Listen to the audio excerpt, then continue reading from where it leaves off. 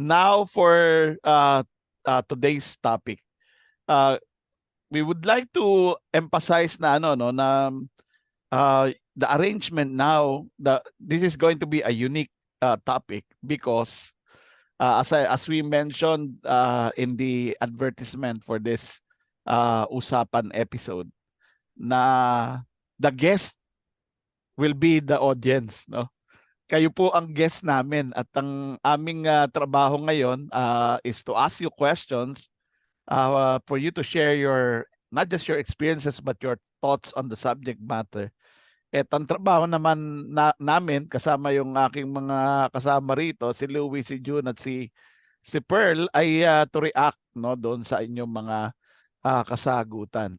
Ang ating topic ay napapanahon: diversity, equity, inclusion, and belonging. There's a global movement to create a workplace that is inclusive, where people feel they belong, there's psychological safety, and according to a lot of studies, this improves employee engagement, retention, and improves people's productivity. They're able to contribute better in the organization where there's psychological safety. So there's a lot of study leading to this. Ngayon, meron pong poll na shinera ko kanina, but meron din kaming pinrepare na poll. Siguro this is the time to share the poll.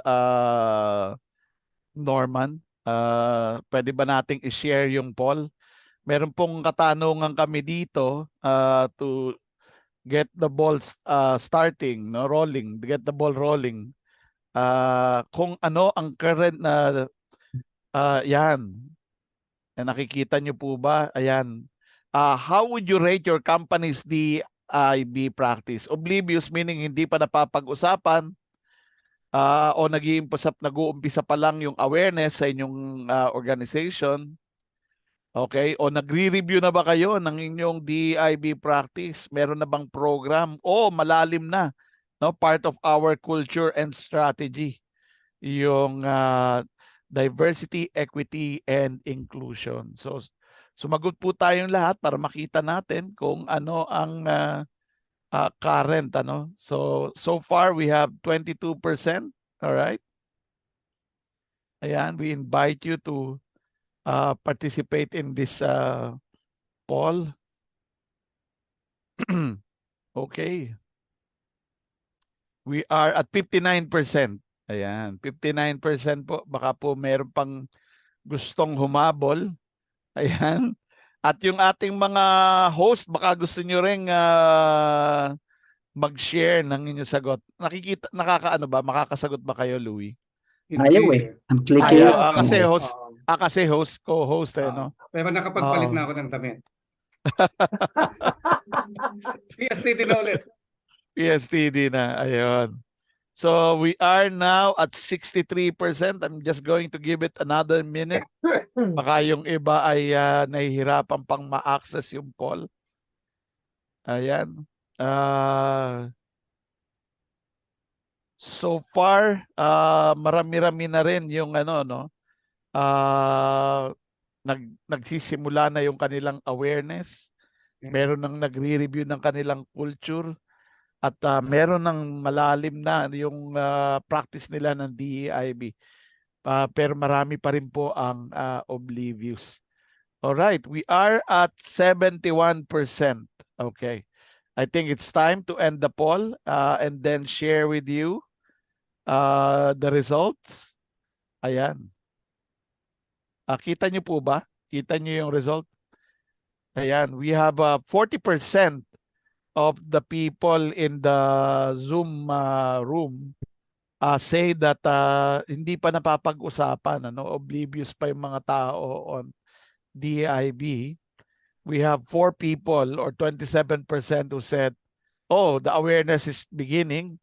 Meron na nagre-review na 2 at meron ng 3 or 20% who said it's already part of their culture and strategy, and that's good to hear, no? So we have a good mix of people who have at different levels of development, okay, as far as DEIB is concerned. Now, I also started the poll in our FB group. I just want to share them with you. I hope you can see it. Okay. I hope I'm sharing the right screen. Itong sinishare ko ngayon ay ayan, ay itong ating exclusive for members. We have 35 votes.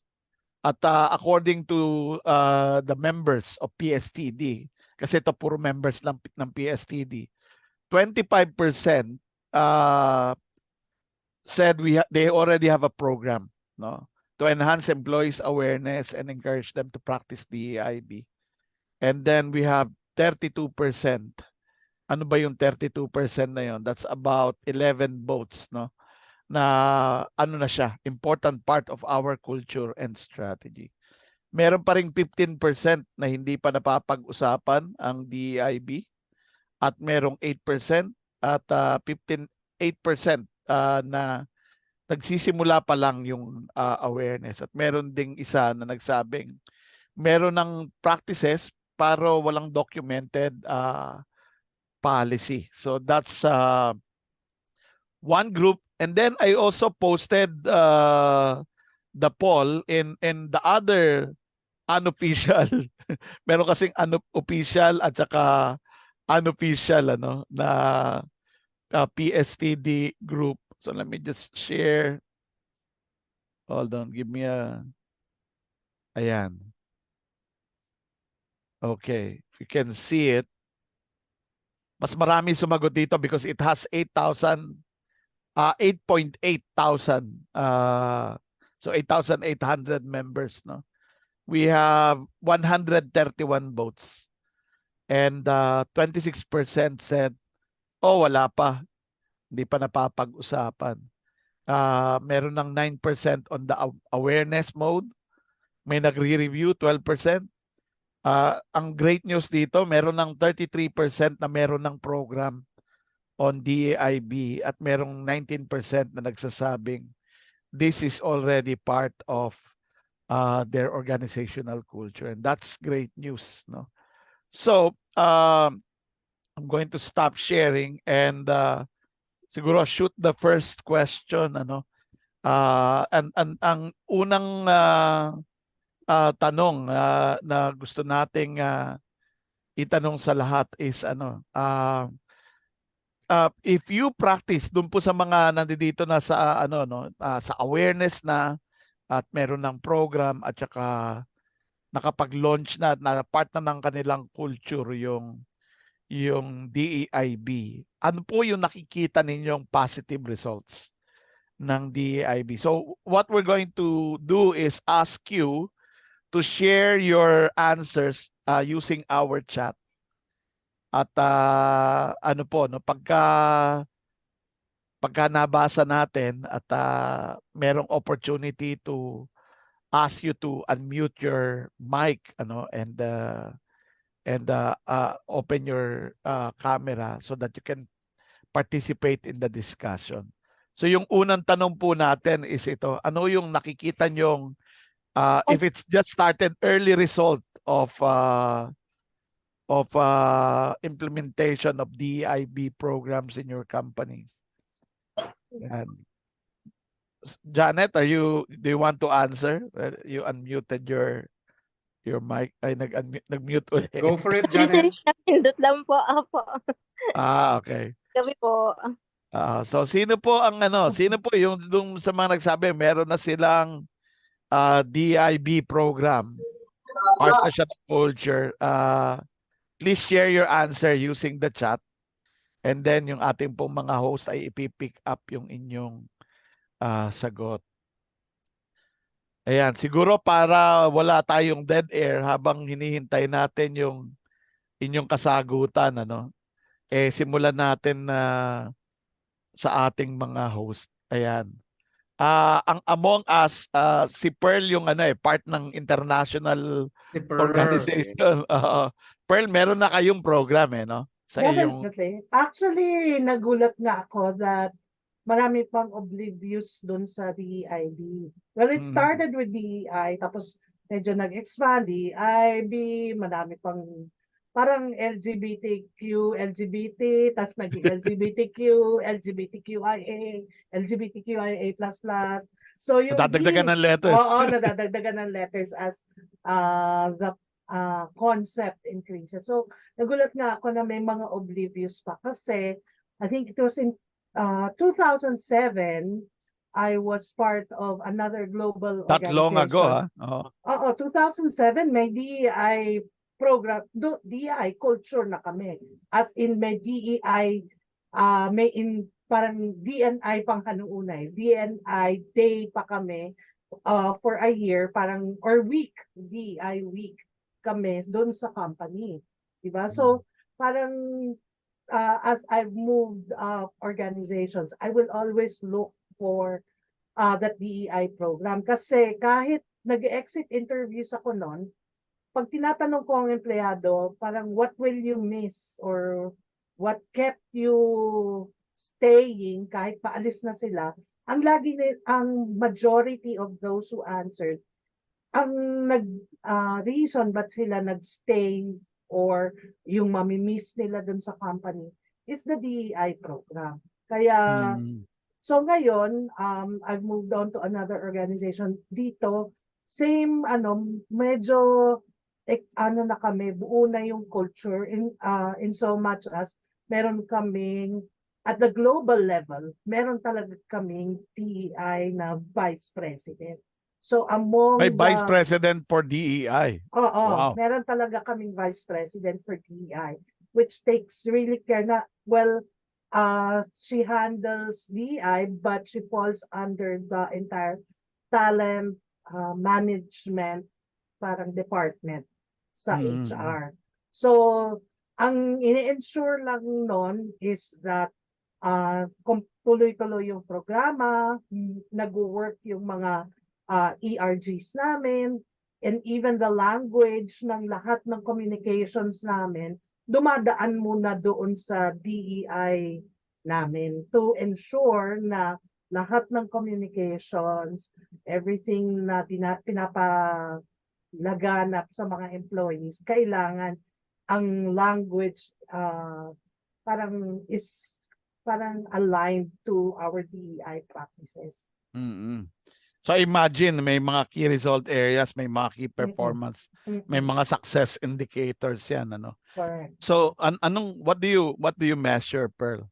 So una, I think pag beginning pa lang ang DEI, isa sa mga tinitingnan namin is how well represented. Kunyari, we talk about gender.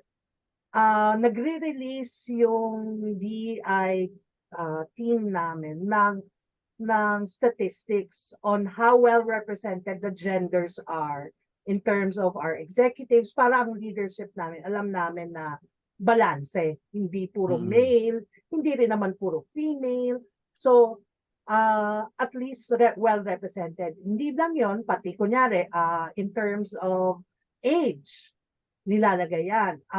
Regularly, nagkakaroon ng parang nagpapalaganap ng measures, parang, sige, ito yung representation ng age natin. Kasi may mga kumpanya na yung executive leaders na kailangan nasa iba nga baby boomers pa, di ba? Baby boomers or Gen X, di ba? Pero sa amin, we try as much as possible that down the line, yung leadership namin well represented yung iba't ibang ages.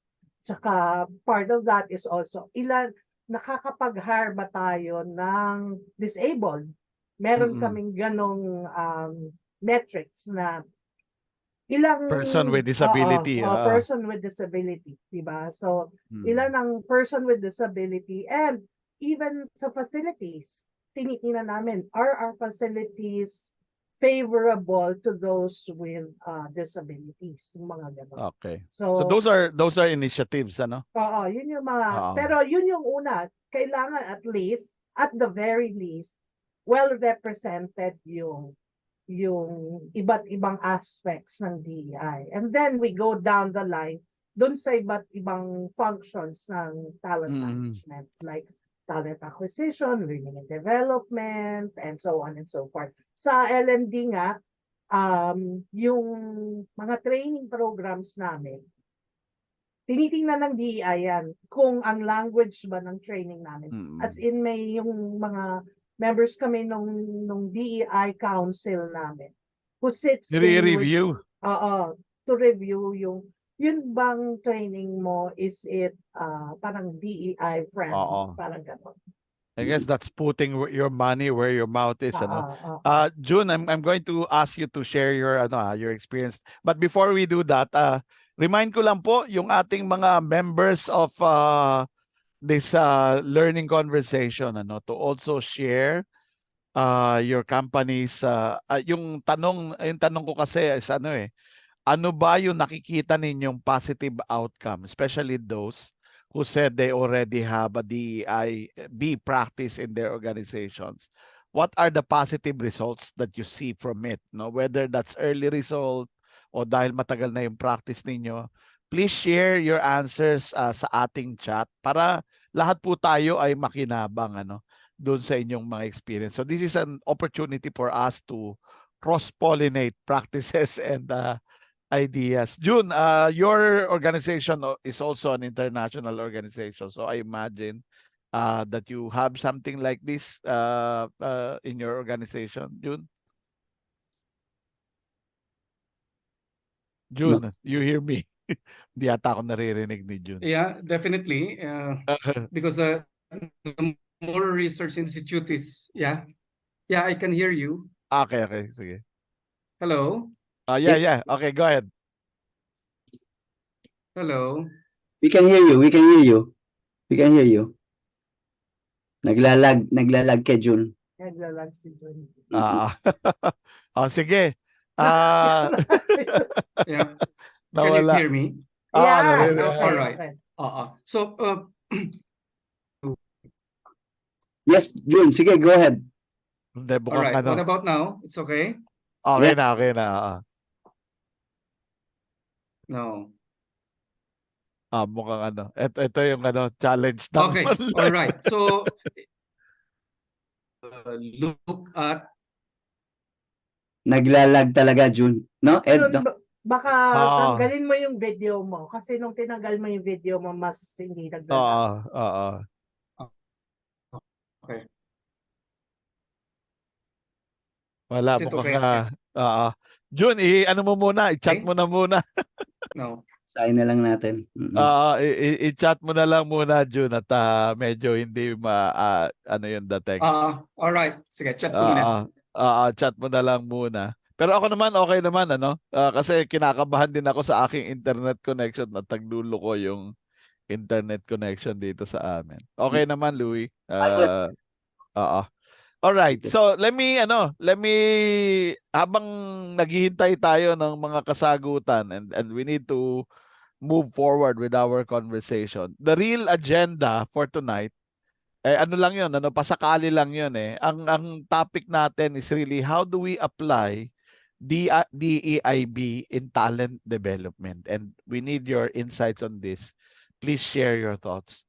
Ang talent development, when we talk about talent development, especially with the Philippine Society for Talent Development framework, starts with talent acquisition.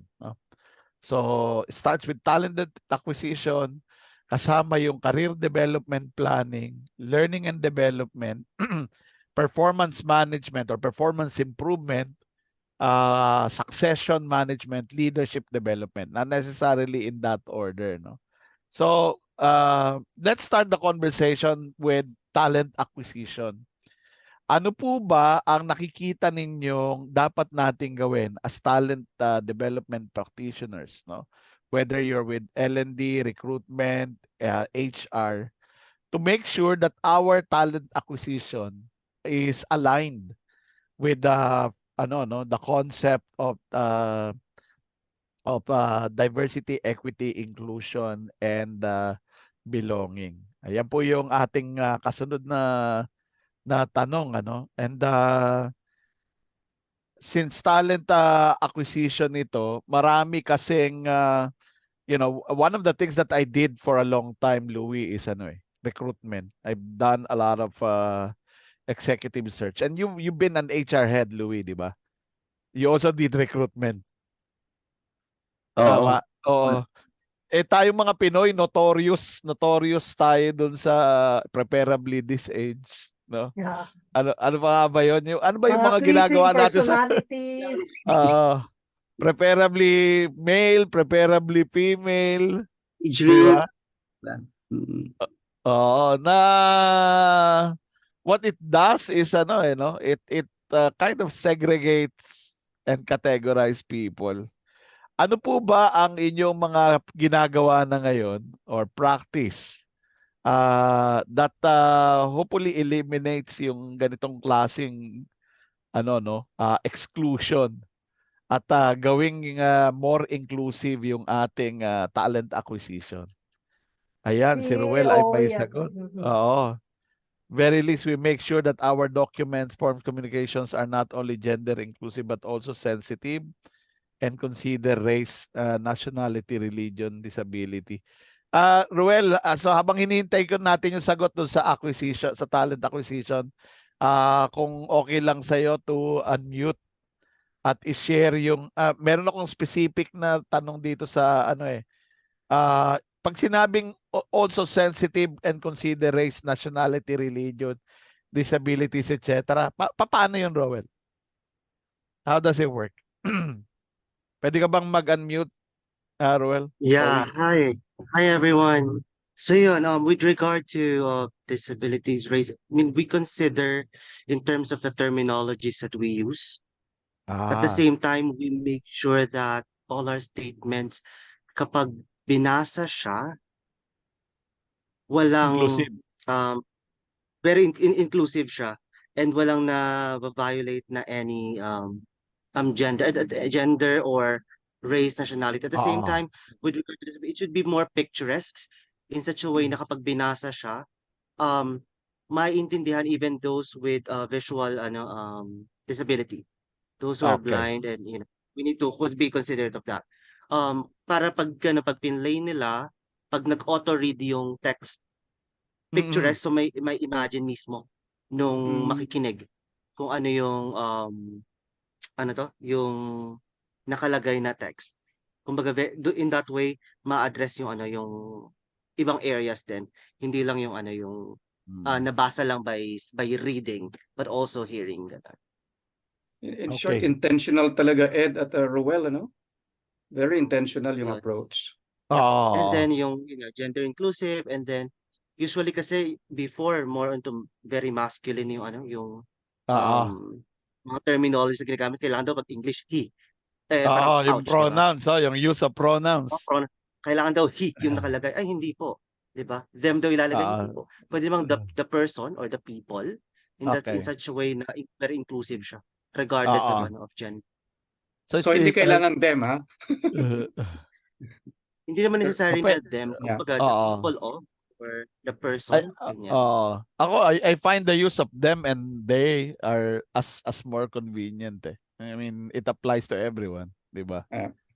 Okay, anyway, si Amor ay merong shinare dito, no? And then siguro we can ask Amor also to unmute. What do you mean by inclusive advertisement, Amor?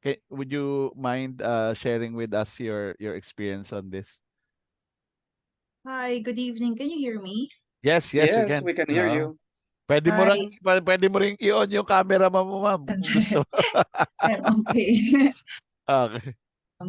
So no, I come from an NGO who works with DEI. I'm from the Philippine Business Coalition for Women Empowerment, or PBC. Oh, nice. We help companies, private sector, to move forward in their journey in ensuring DEIB in their companies.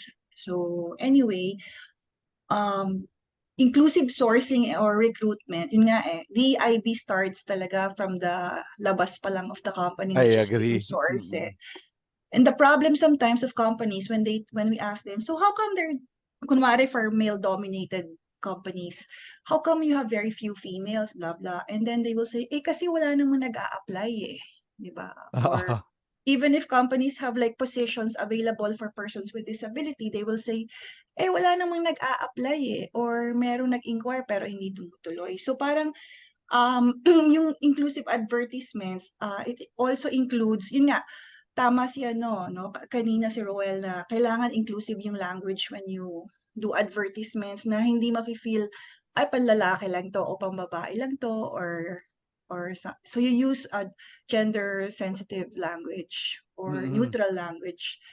And also the image, kung may image kayo, syempre, di ba? Tapos bawal na po ngayong magsabi ng mga pleasing personality, ganyan, discrimination. Yun. Mapo-potato corner kayo. Nakakatawa nga sila ng yung pumatol sa kanya, yung Nenas. Lola Nenas. Lola Nenas. Anyway. So yun, making sure that people who will read it will feel they're talking to them also, not just a few groups that are chosen already, hindi pa nga nag-a-apply. And then making sure that also the advertisements are accessible. Tama rin kanina si Roel, making sure they can be heard, they can be seen. Okay. If you're online, sana the portal is easily applicable to any persons, even with disability, no? So they can have access to that. Yung mga accessibility, ang tawag doon, accessibility. Oo. Lakihan niyo daw po yung font ninyo. Oo, accessibility options, 'di ba, sa computer. Pwedeng marinig, then, pwedeng ipabasa, 'di ba? Tapos accessible recruitment sites din po. Kasi minsan pinapaakyat yun na agad sa taas. Sometimes kung mag-a-apply pala or magsasubmit or mag-i-interview, kung meron kayong space sa baba para hindi na sila aakyat ng hagdan, pero kasi kung aakyat, sana may elevator. Diba? Kasi sasubmit pa lang siya ng paperworks niya, hindi na siya makasubmit kasi nasa taas kayo, diba? Kasi yung infrastructure, Correct. So sana kung wala kay elevator or meron kayong interview room or space dun sa baba where people with disability can also access. Yun. So in short, yung structure ng building should also be inclusive. Yeah, but the problem with this, sometimes companies are renters in the building. Totoo. Oo. So, if you have control, then good. If not, and lalo na yung mga big companies who go site recruitment, yung hinahabol nila per site sa mga probinsya, ganyan. If they can choose a more accessible site for people to go instead of putting them in, very big areas that are hard to reach. Either by transportation or mahal yung transportation or yun nga medyo mataas and people with disabilities are having difficulty accessing. So yeah, sourcing is really a problem. So doon pa lang mafe-feel yun ang unang battleground ng inclusiveness. And it's war for talent is real. So kung doon pa lang talo ka na, paano ka pa makakakuha ng magandang talent, di ba? Oo, totoo yan. Thank you, Amor, for sharing. Thank you. Sinabi rin ni Kevin, yung pag-loosen ng requirements kasi may mga schools na may preferably from this school, no? Louie, anong masasabi mo diyan? So humihina na yan, Ed, no? Alam mo, no? 90s, no? 90s at turn of the 2000s, malakas yan. Yung Tenista, Lasalista at UP, no? Top 5 schools to because it's the like me mindset. Yeah. Pero humihina na siya ngayon. Marami ko na rin mga kliyente na nagsasabi na they have opened their hiring process now to outside of the top 3 or even the top 5 schools, no? And even yung college level, college degree, hindi na ganun. And I think it's the BPO industry that actually started this trend. Kaya ako I'm strongly in favor of competency-based recruitment. Nang hinahanap mo yung competency, hindi yung educational qualification nung tao, no? Kung hindi, ano bang kayang gawin? No, whether it's potential, trait-based, etc. as long as it's not it's not focused on anong natapos, anong gender, etc. Pero before we meron pang ilang mga sagot dito. I'm not Si done Ed, ay yet. si Jerry may magandang input or tanong. Si Jerry.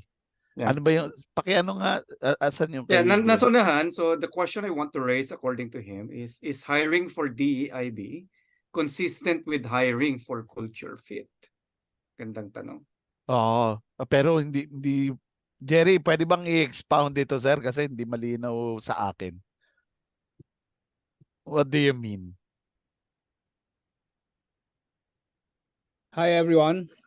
Hi, Jerry. Hi, Jerry. Yeah, no, I was just probably the background to that question is how deep a diversity do we need in an organization? Because if it goes to the level of even differences in values. So para sinasabi natin when we hire for DEIB, we want to hire mavericks. But when you're hiring for culture fit, that is hiring for conformity within certain shared values of the organization. Now, the question I'm raising as we talk about this, how deep should the differences that we're looking for, that we need, so that they don't, that they're still aligned with the culture fit concept. But that's the context of that. Thank you, Jerry.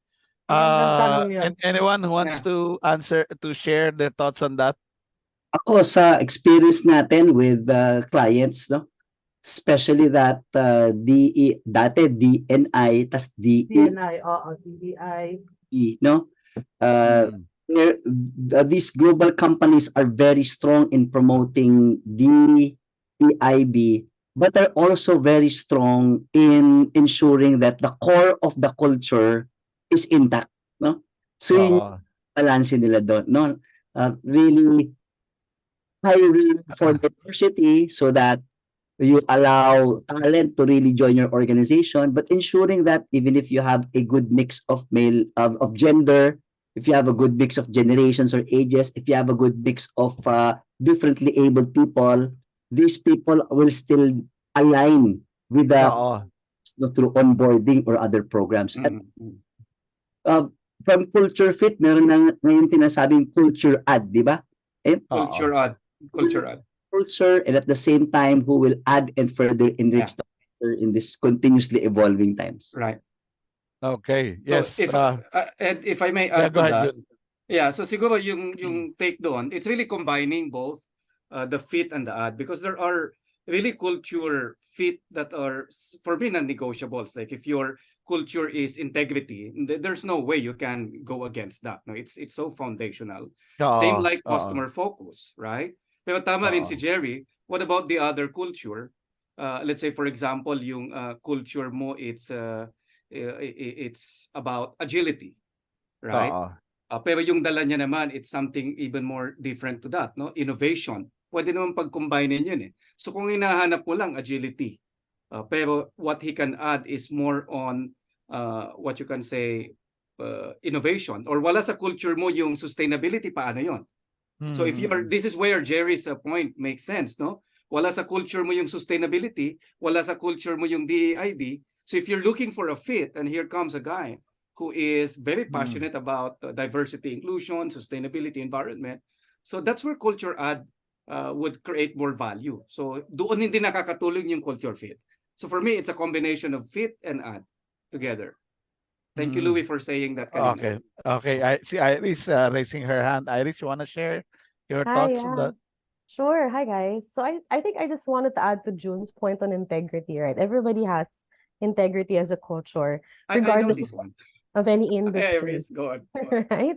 And I think what's going to happen in the future is diversity, equity, inclusion is going to be that, right? So it's not about hiring mavericks or hiring traditionalists. It's going to be as core. Because at its heart, diversity, equity, inclusion is respect, acceptance for differences, right? And who can say that that's not going to be part of every organization's culture in the future, as important as integrity? Yeah. Thank you. Thank you, Iris. Ako naman, if I may weigh in on this, When we practice DEIB, we did not throw away all the fundamental requirements when we recruit.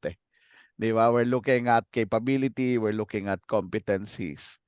Why? Because those are the things that are necessary in order to perform the work. Now, culture fit has something to do with the non-negotiables of the company when it comes to value. So it's also a fundamental requirement for the person to perform the job. And values alignment does not cater to stereotypes 'di ba? Kasi ang iniiwasan natin yung stereotypes, 'di ba? Yung mga prejudicial mindset.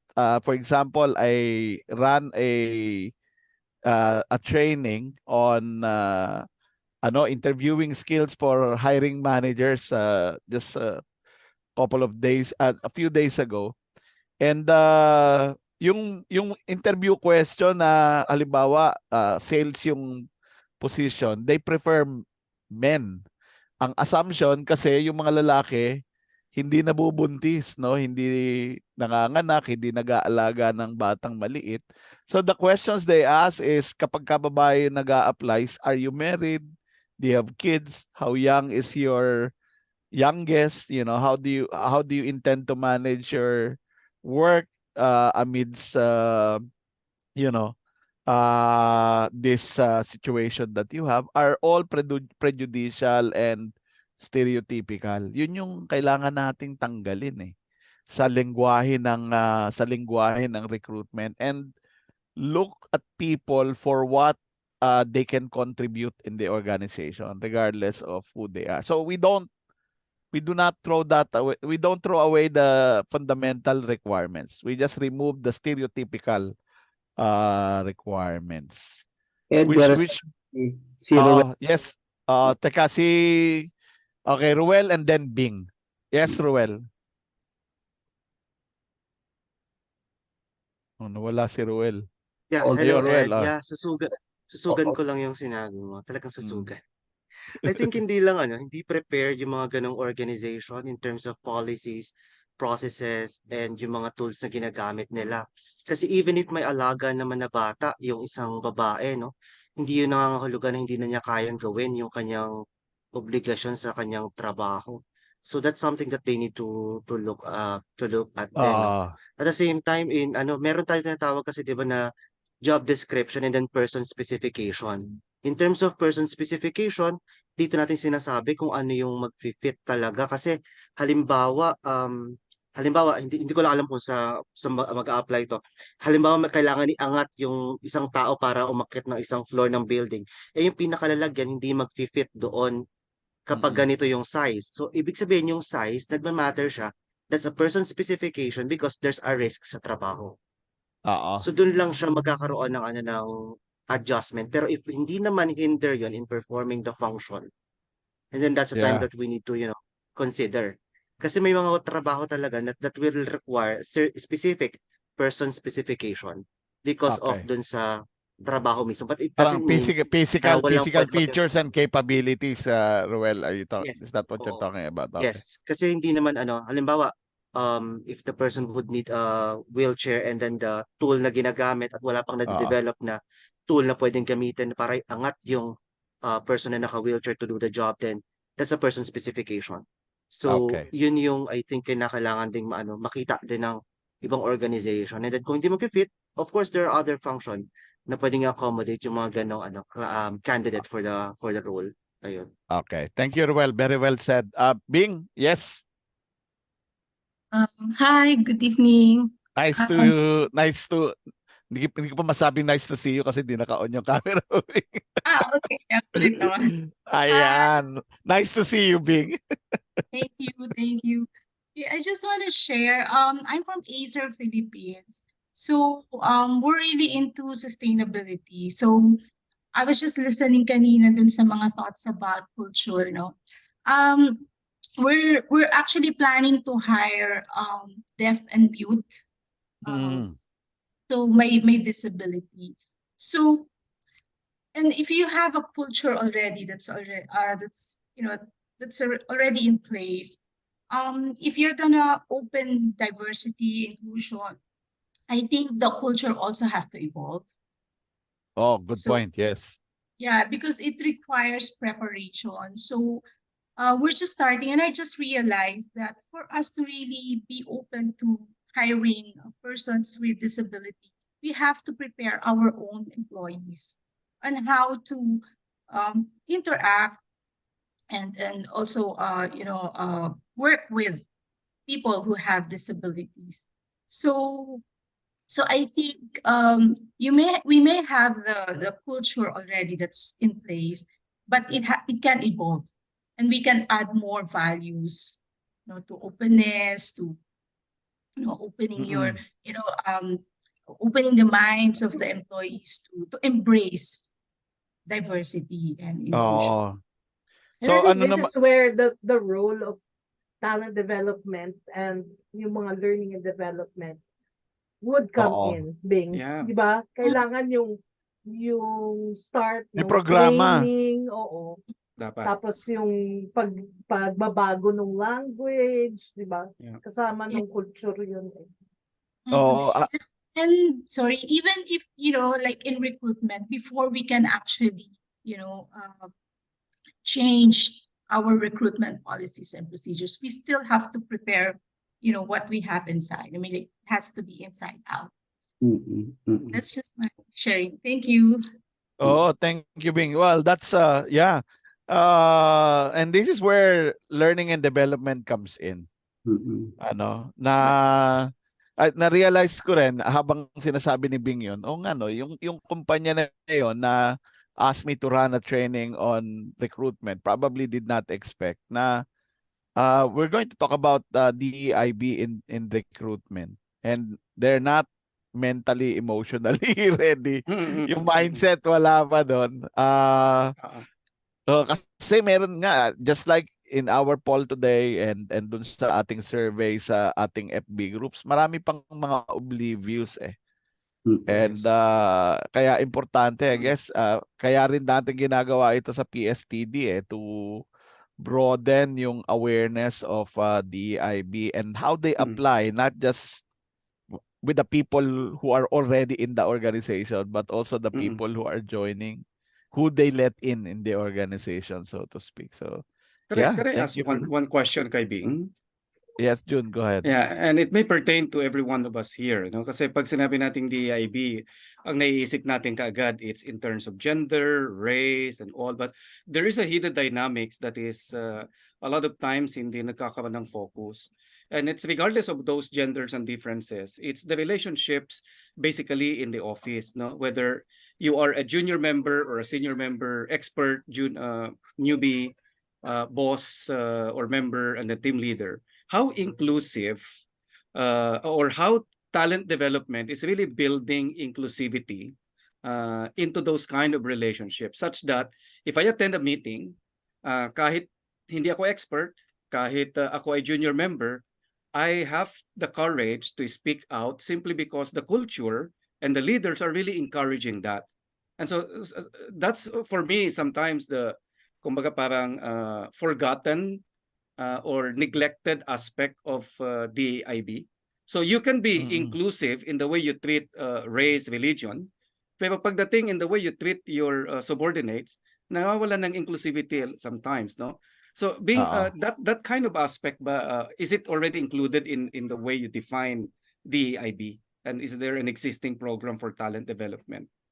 No, actually, we're just starting. Just starting nga lang, Okay, June. just starting, We're yeah. just starting. Okay. But what I did, because we're not yet ready, I believe, because I think we need a lot of preparation. But what I did, we're starting to we're starting to open our internship for the person with disability. So what we did, because we're a very small organization, so it's so easy to actually involve everyone. So we had a training. So we had to train them on how to communicate. Yeah. So I think that's very, very important. We started with communication. And to June's point, I think yung sinasabi ni June, this is what we teach. The first thing we teach people when it comes to the issue of DEIB sa amin is microaggressions. Kasi minsan ang tingin natin sa DEIB is malalaking issues like issue ng race, issue ng gender. Pero yung tinuturo namin, there are microaggressions that actually hinder DEIB. Like yun lang sinasabi ko sa leaders namin. Yun lang nasa meeting kayo at magbubukas ka ng laptop or nagtitingin ka ng cellphone, 'di ba? Habang may nagsasalita. That in itself is already a microaggression. Hindi ka na inclusive noon kasi may sarili kang meeting, may sarili kang ginagawa. It's outside of the entire thing. And even the language, 'di ba? Yung sinasabi natin na yung how we talk to people para hindi sila maging part of the group or even hindi natin sila kinakausap. Pag bago sila, hindi natin sila kinakausap sa meeting. Maybe nahihiya tayo, but it actually parang disallows inclusivity. So basic respect and professionalism din talaga. Karoon lang ng ibang pangalan. No? At saka to add to aggression awareness na at the core of diversity, equity, inclusion, belonging training is unconscious bias, di ba? Right. And then they come across as microaggression, yung bullying for fun, for example. Right. It's another example of microaggression. Maraming organization, Ed, di ba? Maraming ganyan, di ba? Yung pagjo-joke, no? O kaya yung tinutokso yung isang co-employee. Maraming ganyan. Or yung to the point ni Kevin, yung mga how you treat your interns o talent developers ganito. We're doing this at NRI, alam ni Iris ito. Every intern that we hire, importante may assign mentor. Second, mayroon siyang development plan.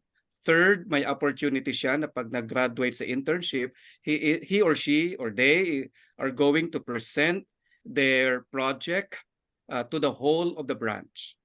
So so that's a practical tip there, right? So sometimes it's not aggression, it's the lack of attention, right? So one key indicator of inclusivity is lahat ba ng talents natin mayroong individual development plan. So you are respecting them, you are treating them well, pero pag wala po silang individual development plan, hindi po inclusive yung development. Okay. Pwedeng balikan natin yan, June. Mukhang magkakaroon tayo ng part 2, part 3, at part 4 nitong topic na ito. Dahil actually, sobrang I underestimated the broadness of the topic and yung broadness din ng talent development universe natin. And we're just 5 minutes. We only have 5 minutes left. And we haven't really fully covered talent acquisition yet. Kasi gusto ko sana pag-usapan natin siguro sa ating part 2 is how do you conduct interviews that are inclusive, no? Pero I want to take this opportunity. Medyo tinamaan ako dito sa sinabi ni Kevin. Yung there should also be kindness during the org transition. Kasi na-imagine ko 'yon, yung eksena na yon na yung sinabi kong iwasan yung mga ito yung mga, and then people reacted and said we cannot allow people who are like this or like that, they can't do the job. And it's easy to like feel na yung holier than thou na di ba, yung you get frustrated, you get impatient. I like what you said, Kevin, yung there should also be kindness during the org transition process. Because these things require people to unlearn. Kasi it's like for the lack of a better term, it's like changing religion kasi it's something that you program yourself na to believe, and it's not something that's easy to unlearn. So yung paradigm shifting has to be a little bit more strategic, and not only that, it should also be kind. No? So thank you for that insight. And we only have 4 minutes left. So I think ang pwede natin semi-summarize for tonight. And you can already expect na yung mga susunod ay hihimayin natin yung DEIB in learning and development, in career planning, yung IDP na sinasabi ni June. And sa promotion ng mga tao, yung lahat ng yon, tignan natin how as talent developers we can be more more conscious about our actions pertaining to DEIB. Conclusions for tonight, Pearl, you wanna start? Ano ang insight that you want to share with everyone before we close? As I've said, this entire thing on DEIB is really a very, very big initiative, a very, very big topic to talk about, especially in an organization that are oblivious to it. Kasi nakita ko nga dun sa mga participants natin, ang dami pa ng oblivious to the concept of DEIB. So, it takes the first step. Siguro yun yung importante. Just identify a first step where you can teach people about this issue. Yung CHRO nga namin, hindi niya tinatawag na DEIB. She puts inclusivity in the first, hindi diversity. Kasi gusto niya, first, make everyone feel a part of the organization. Make everyone feel inclusive. Yung ganon.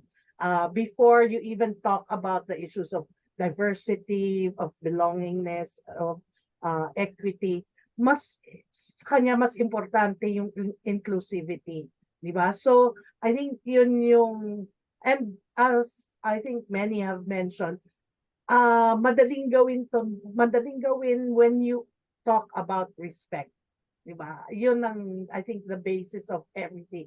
It's respect for one another, respect for what people believe in, respect what other people are seeing, what people are looking at. So respect yung basis nito. And if we respect one another, then wala tayong gera. Wala, di ba? Amen to that. Amen, Kaya tayo amen. may gera. Oo, totoo yan. Totoo yan. Thank you, Pearl. June? Yeah, importante lang para sa ating talent development professionals makita natin na ang DEIB ay napakahalaking haligi ng ating ginagawa. If people don't feel they belong, if the development is not inclusive, then how can we fulfill our vision of promoting growth and development among these people?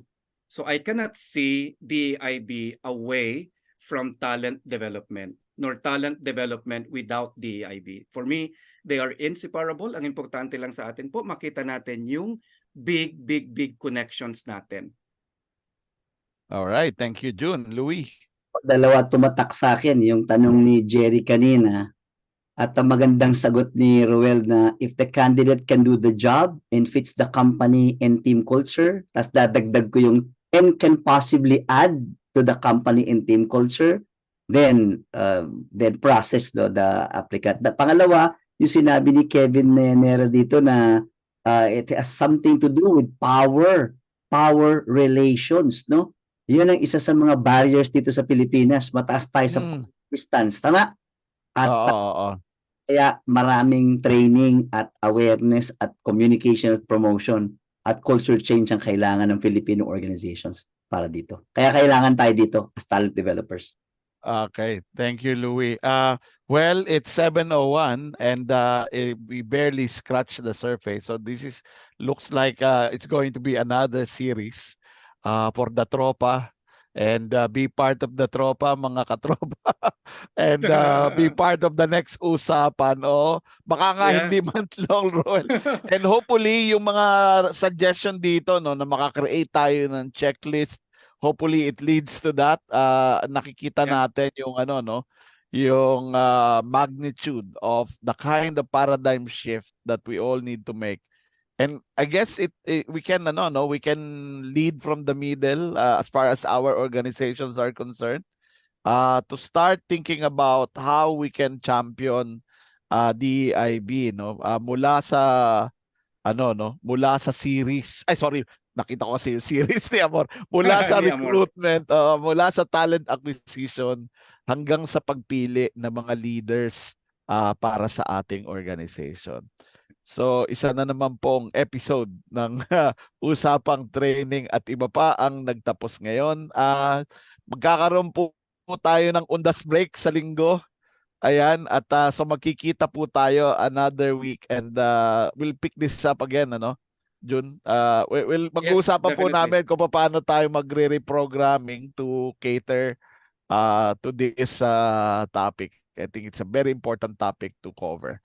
Okay, so picture po.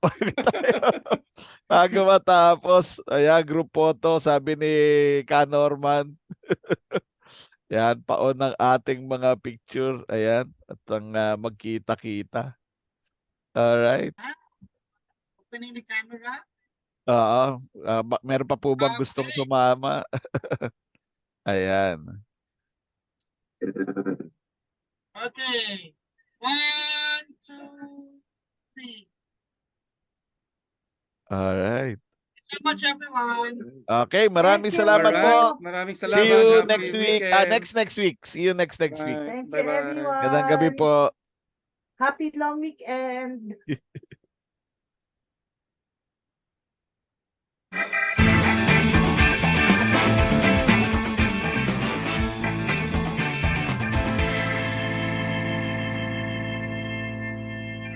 Alright.